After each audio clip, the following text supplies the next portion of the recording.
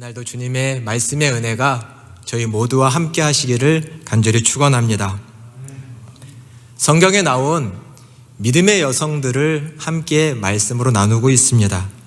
시리즈 설교의 제목은 믿음 센 언니들입니다.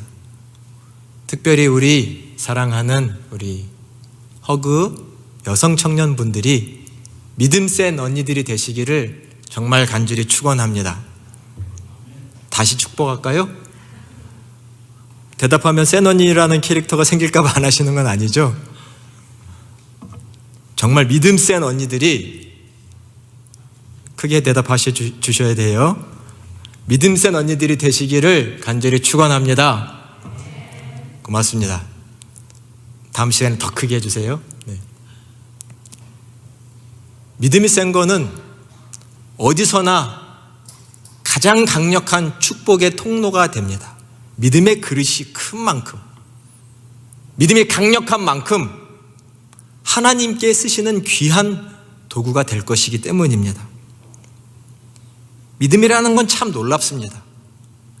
이 믿음이라는 절대값 앞에 다른 모든 것들은 다 상대가 됩니다. 상대값이 돼버립니다. 아무 것이 안 됩니다. 삶의 조건, 학력, 건강, 그 어떤 조건도 이 믿음이라는 조건 앞에서는 자기의 명함을 내밀 수 없죠. 하나님은 믿음이 센 사람, 하나님만 온전히 신뢰하는 사람, 하나님만 바라보는 사람, 그 사람을 통해서 하나님은 일하십니다. 심지어는 그의 인격적인 부족함과 단점을 극복하고라서도 하나님은 쓰신다는 것을 저희는 기억해야 합니다.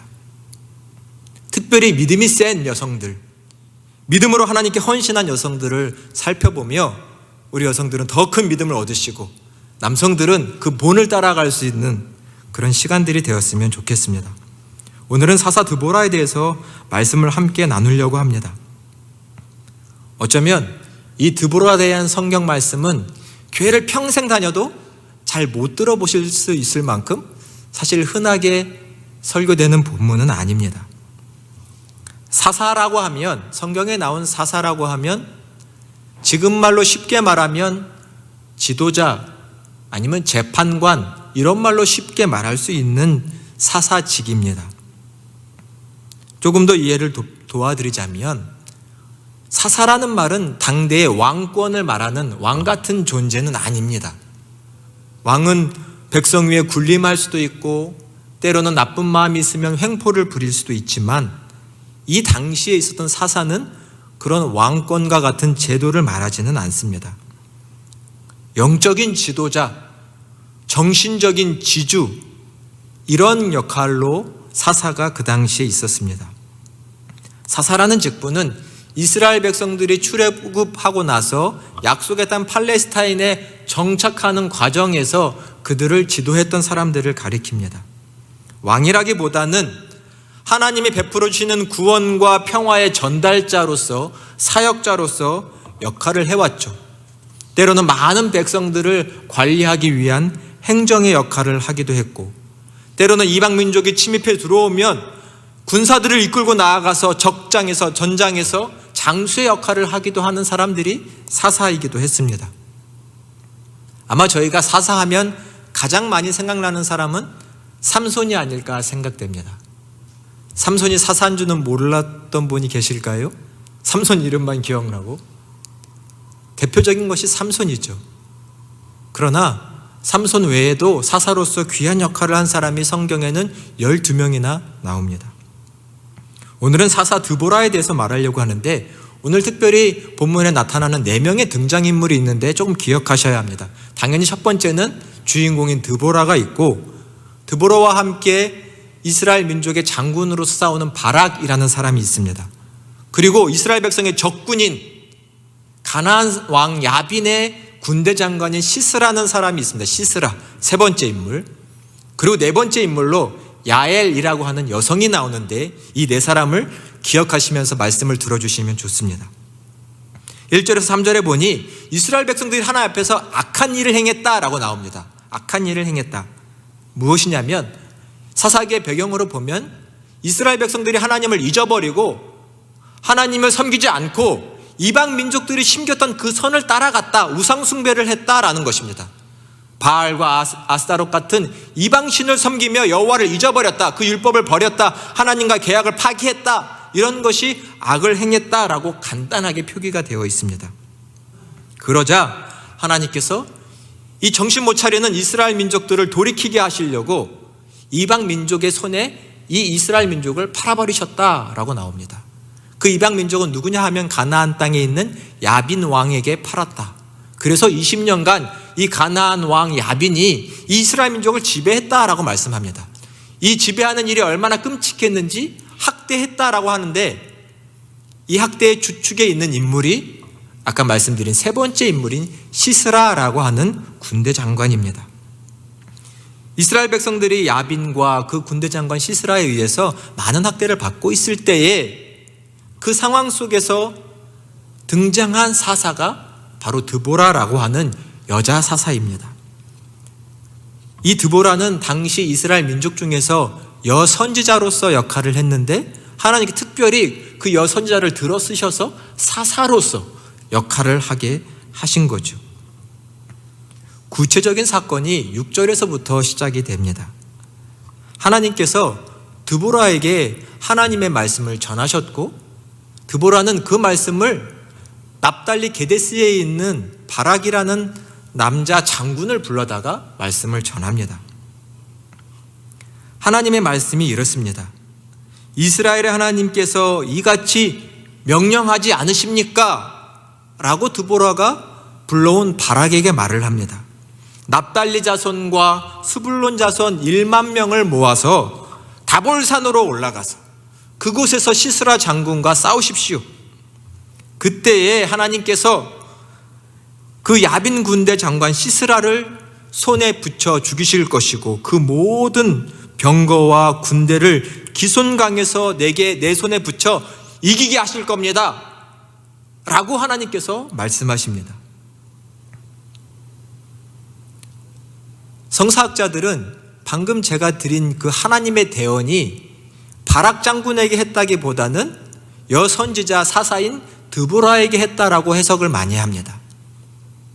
드보라에게 바락 장군을 불러다가 하나님의 말씀을 전해라 라고 하나님이 분명하게 구체적으로 말씀하신 것이 아니기 때문에, 이 말씀은 사실은 바락이 아닌 드보라라는 선지자에게, 사사에게 하나님이 말씀하신 것인데, 지금 드보라는 이 말을 다시금 바락이라는 사람을 불러다가 말하고 있다고 성서학자들은 생각합니다. 저도 맞다고 생각됩니다. 하나님은 지금 드보라에게 이 야빈왕과 그 시스라를 쳐서 이겨라, 내가 너희 손에 붙이겠다라고 말씀하시는데, 지금 드보라는 내가 여성으로서 이 많은 군사들을 이끌고 전장의 장군으로서 내가 나가기에는 좀 합당하지 않다라고 판단하면서 오히려 이 전쟁의 파트너를 자기가 불러서 세운 거죠.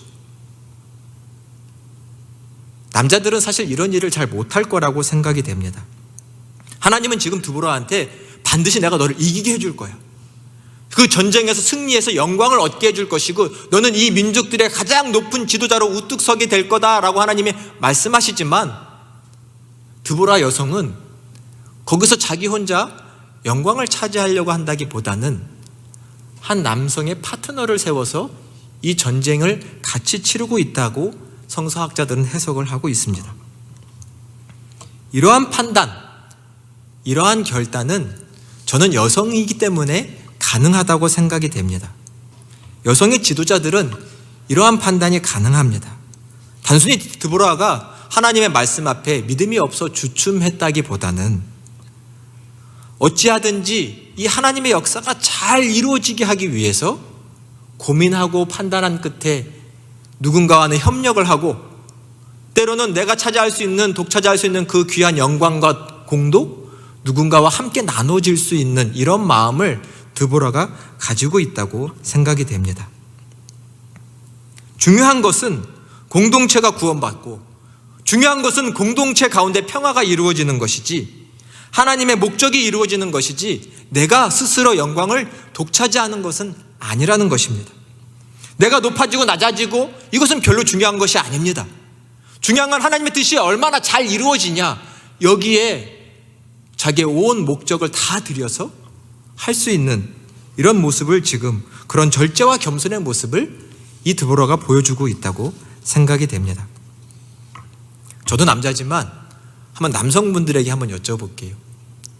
내가 이 일로 영광을 다 차지할 수 있고 내가 좀 높아질 수 있고 내 지위가 높아질 수 있다면 그거 양보할 남자들이 있을까요?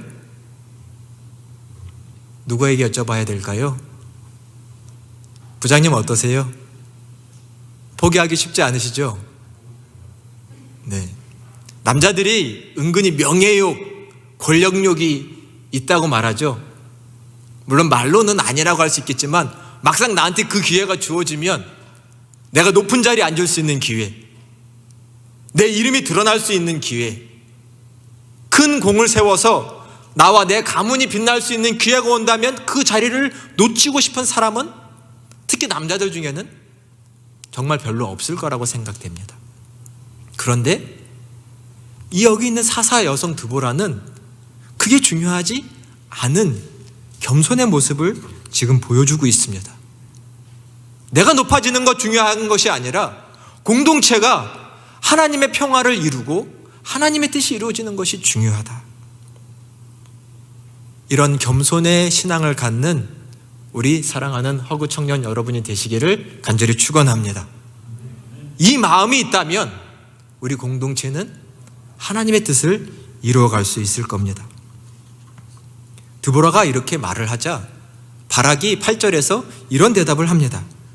당신이 나와 함께 가면 나도 갈 것이지만, 전쟁을 하러 나갈 것이지만 당신이 나랑 함께 가시지 않으면 저는 못 갑니다.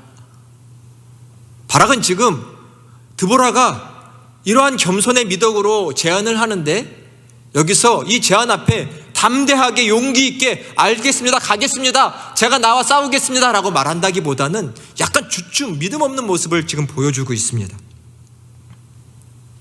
아마 이런 생각이 들었던 것 같습니다. 자기는 아직 자그마한 장군에 불과한데 내 지파 중에서는, 자기가 있는 납달리 지파 중에서는 이 백성들이 나를 따라올지 모르지만, 아니 다른 지파, 게드스 지파 사람들까지 끌고 가야 된다니 나를 따라오지 않을 것 같고 내 지도력에 문제가 있을 것 같은 생각이 들어서 드보라, 당신이 내 뒤에 서서 내 후광이 되어 주십시오.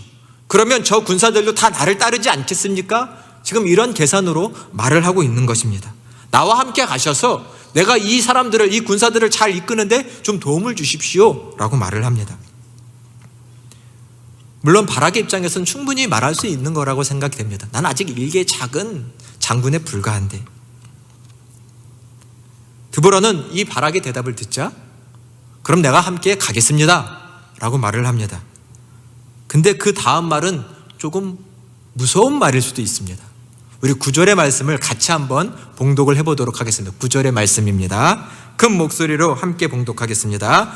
이르되 내가 반드시 너와 함께 가리라. 그러나 내가 이번에 가는 길에서는 영광을 얻지 못하리니 이는 여호와께서 시스라를 여인의 손에 파실 것임이라 하고 드보라가 일어나 바락과 함께 게데스로 가니라. 아멘. 이게 지금 무슨 말입니까? 갑자기 말하기를 내가 너와 함께 갈 거다. 하지만 이번 전쟁에서 너는 높아질 수 없고 영광 얻을 수 없을 거야. 왜냐하면 적군의 장인 시스라는 너의 손에 죽는 게 아니라 어떤 여인의 손에 죽을 거기 때문이다. 굳이 지금 전쟁의 파트너로서 같이 나가자고 한 바락한테 드보라가 이런 말을 굳이 할 필요가 있을까요? 이런 말 들으면 기분 안 나쁠 남자가 어디 있습니까? 당신이 나가서 저 시스라의 목을 딸 겁니다. 승전하고 영광을 얻을 겁니다. 이렇게 말해서 달래서 데리고 나가야 되는 판에 지금 당신은 이번 전쟁에서는 영광도 못 얻고 적군은 여성이 죽일 겁니다. 이런 말을 지금 드보라가 하고 있습니다. 드보라는 이런 믿음의 여성인 거죠. 누구 비위 맞히고 그런 거 아닙니다. 하나님의 믿음으로 하나님의 말씀에 대한 신탁을 받고 그 믿음의 말씀을 전달할 뿐입니다. 믿음의 눈으로 하나님을 바라보고 믿음의 눈으로 하나님의 말씀을 대언할 뿐인 거죠. 믿음이 없어? 그럼 믿음에 없는 결과가 나타날 거다. 담대히 못 나가? 그러면 너는 영광은 얻지 못할 거야. 이런 믿음의 말을 할 수 있는 저희이기를 간절히 축원합니다. 우리는 사람 의식하다가 믿음의 말을 못합니다. 내가 이런 말 하면 기분 나쁠까 어떡하지? 나에 대해서 마음이 꿍하면 어떡하지? 누군가에게 싫은 소리, 옳은 소리, 믿음의 말 하는 걸 주저할 때가 많습니다. 그러지 마십시오. 하나님을 향한 믿음으로 믿음의 말을 할 수 있는 저희기를 간절히 축원합니다. 나머지는 하나님이 하시는 겁니다. 내가 하는 게 아니지요. 이 믿음이 드보라에게 있기에 미안하지만 당신은 이번은 영광 없어. 시스라도 당신의 몫은 아니야. 라고 강단 있게 지금 말하고 있습니다. 오늘 본문의 뒤에 보면 이 전쟁에 대한 자세한 설명들이 나옵니다. 일단 바락은 1만 명의 군사를 이끌고 드보라와 함께 다볼산이라는 곳에서 진을 치고 있습니다. 높은 곳이죠.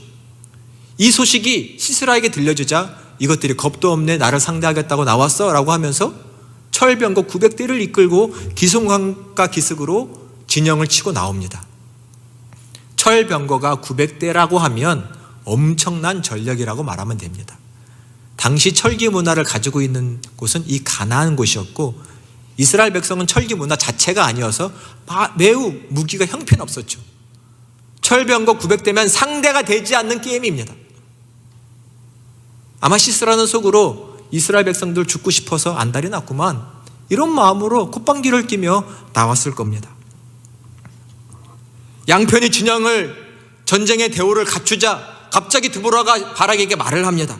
여호와께서 당신 앞에 나가서 지금 싸우고 계시지 않습니까? 담대히 나아가서 싸우십시오. 하나님이 앞서 나가서 지금 싸우고 계시니 뭘 주저합니까? 바로 나가서 싸우십시오. 이 말을 듣고 바락은 군사를 이끌고 나아갑니다. 15절에 보니 갑자기 상대방의 가나안 진영에 있는 그 많은 철병과 900대인 그 군대들이 갑자기 막 혼란에 빠졌습니다. 사람들이 막 혼란에 빠져서 겁을 먹고 도망치려고 합니다. 철병거를 버리고 도망하기도 하고 16절에 보니 시스라가 도망치기도 하고 온 군대가 결국은 추격당해서 죽임을 당하기까지 합니다. 어찌 이런 일이 일어났을까요? 왜 시스라의 군대는 혼란스럽게 되었고 하나님은 무슨 일을 하신 걸까요? 4장에는 이 내용을 유추할 수 없지만 5장에 왜 이런 일이 벌어졌는지를 생각할 수 있는 말씀이 있습니다. 5장 4절에 보니 전쟁을 승리로 이끈 드보라가 하나님을 높여 찬양하면서 찬송하는 가사에 이런 말씀이 4절에 있습니다. 여호와여 주께서 세겜에서부터 나오시며 에덴 들에서부터 진행하실 때에 땅이 진동하고 하늘이 물을 내리고 구름도 물을 내었나이다. 무슨 말이냐면 추측컨대 전쟁이 벌어질 즈음에 하늘에서 엄청난 비가 내렸고 하늘이 비를 내려서 기송강이 범람을 하고 땅은 질퍽질퍽해지고 번개와 천둥은 엄청나게 쳤던 것 같습니다. 그럼 뭐가 불가능한가요? 병거가 움직일 수가 없게 되는 것이죠. 땅이 질퍽하니 병거는 굴러갈 수 없고 병거로서 맞서 싸우려고 했던 시스라의 군대들은 당황하고 기세는 역전되고 하나님이 우리를 도와주시는구나, 하늘에서 비가 내리는 것을 본 이스라엘 백성들은 더 용기와 담대함을 얻고 나가서 싸웠던 것이죠. 무참하게 이겨버렸습니다. 다 죽였습니다. 하나님이 이런 일을 하신 거죠. 어찌 사람이 비를 내리게 할 수 있습니까? 하나님이 하신 것입니다. 하나님이 승리를 주셨습니다. 드보라의 말처럼 하나님이 앞서 싸워 승리를 직접 이스라엘 백성들에게 안겨주신 것이죠.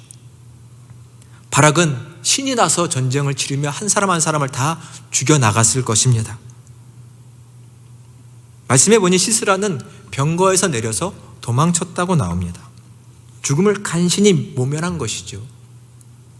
본문 뒤에 17절에 보니 이 시스라는 도망을 쳐서 어디에 숨었냐 하니 헤벨이라고 하는 사람의 아내 야엘이라고 하는 사람이 있는데 야엘이 거하는 장막으로 이 시스라 장군이 피했다라고 나옵니다. 여기서 드디어 마지막 등장인물인 야엘이 나옵니다. 이 야엘의 집에 이 시스라 장군이 피했습니다. 일단 정신없이 아무 집에나 피한 것이 아니라 자기 목숨을 부지해야 하는 곳이니 나름 머리를 쓰고 아는 집에 피한 것입니다. 헤벨이라고 하는 사람은 본문에 보니 가나안 왕 야빈과 화평을 이루는 사람입니다.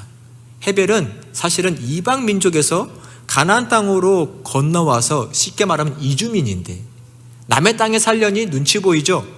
그래서 야빈 왕에게 나름 곡물도 보내면서 화친해서 잘 지내는 사람입니다. 야빈 왕의 보호도 받고 그게 필요한 것들을 바치기도 하는 이런 화친을 맺은 사람이 헤벨이라는 가문인데, 그것을 알고 있는 시스라는 이 헤벨의 집에 지금 숨어서 자기를 보호해 주기를 바랬던 것이죠. 야일이라는 아내가 나아가서 시스라를 맞자마자 주인이시여 라고 말을 하며 어서 들어오십시오. 내가 당신을 편히 쉬게 해드리겠습니다 라고 말을 합니다. 이곳에 와서 숨을 돌리시고 편히 쉬십시오. 그리고는 쉬는 시스라에게 이불도 덮어주고, 시스라가 목이 마르니 물 좀 주십시오 라고 했는데 따뜻한 우유도 대접하고, 그리고는 곧 보초도 문 밖에서 서주면서 시스라를 지켜주는 척합니다. 그리고 곧 잠이 들었죠. 시스라는. 이때에 오늘 저희가 주목해야 할 사건이 또 하나 발생하고 맙니다. 오늘 본문 뒤에 있는 21절의 말씀을 우리 같이 한번 봉독해 보도록 하겠습니다. 21절의 말씀입니다. 같이 봉독합니다.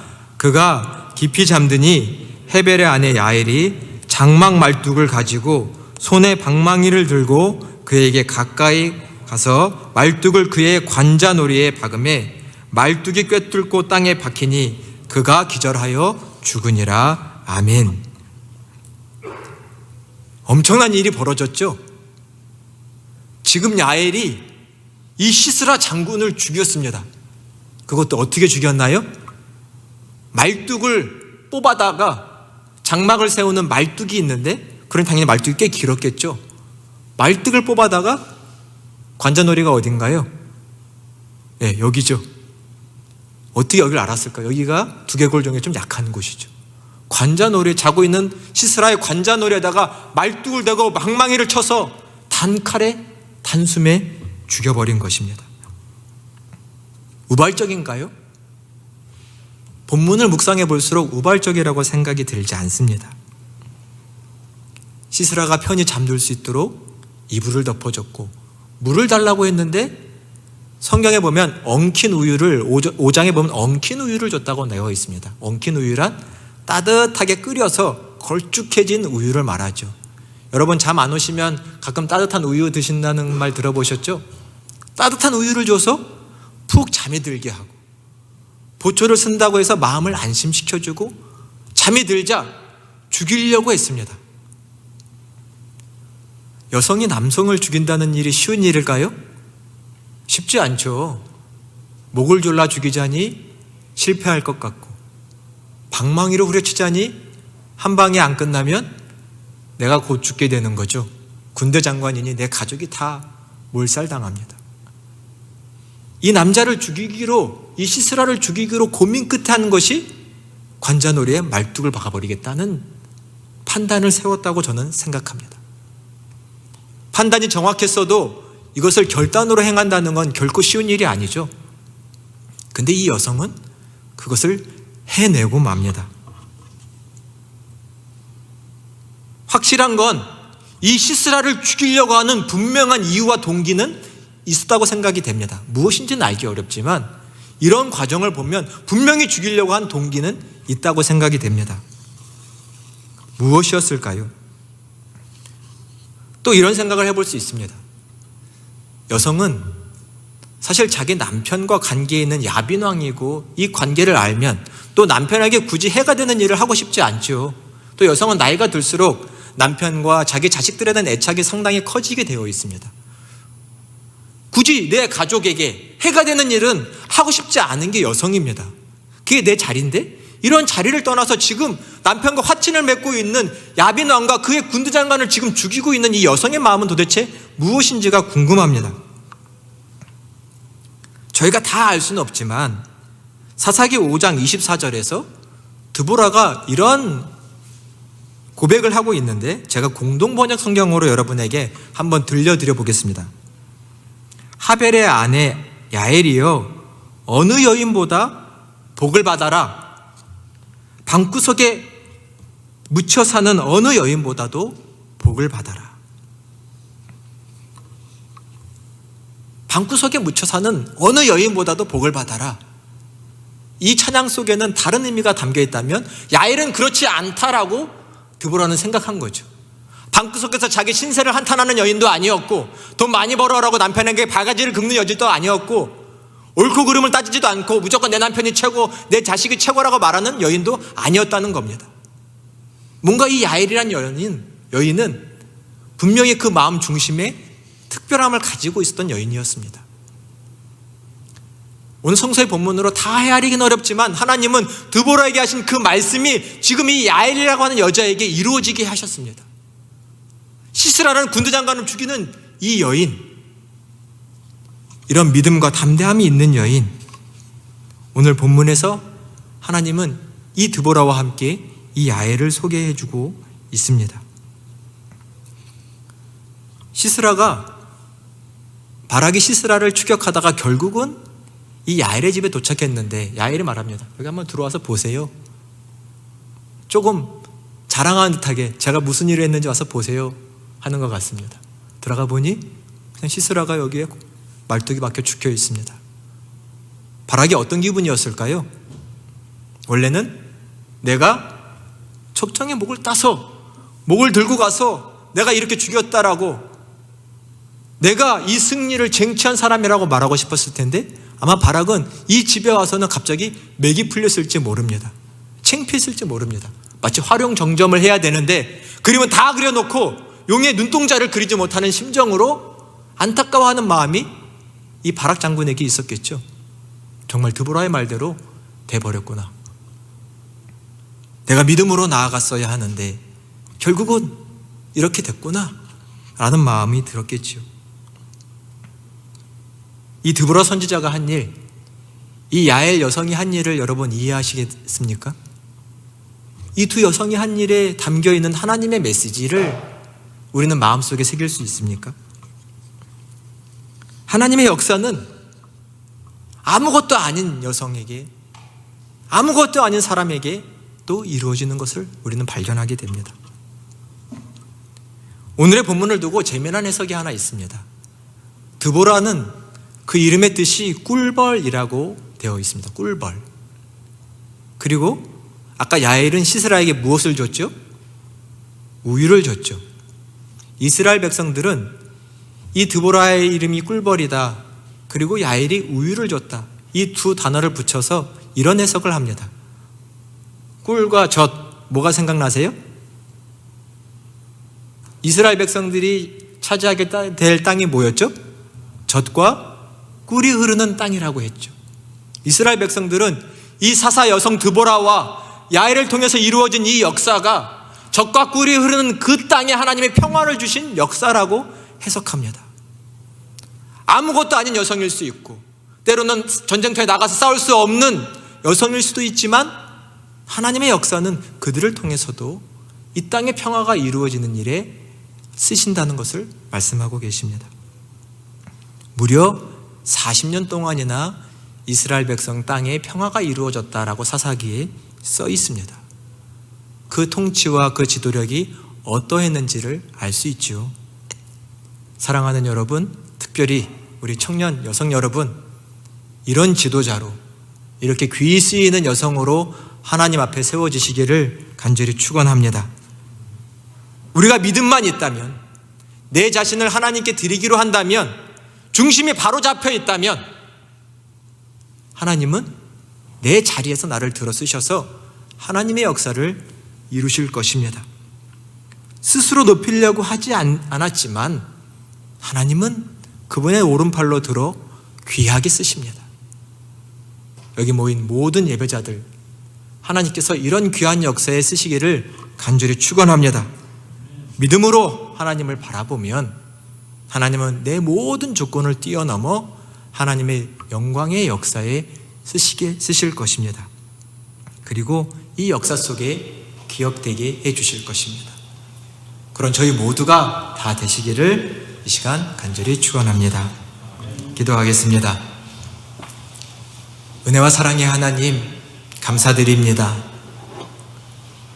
우리는 세상에서는 부족하고 아무것도 없는 자일지 모르나 하나님은 그런 자의 마음속에 귀한 믿음의 보배를 허락해 주십니다. 세상 바라볼 것 없어 주님만 바라보는 그런 믿음의 눈에 하나님은 귀한 비전을 주시고 큰 일을 이루게 하십니다. 겸손했던 드보라에게, 아무것도 아닐 여성인 야엘에게 하나님의 역사가 이루어지게 하셨습니다. 내가 그러한 사람이 되기를 소망합니다.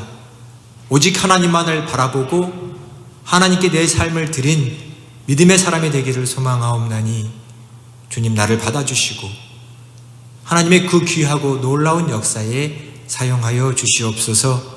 믿음으로 담대히 나아가는 저희 모두가 되게 하여 주시옵소서. 주 예수 그리스도의 이름으로 간절히 기도드립니다. 아멘.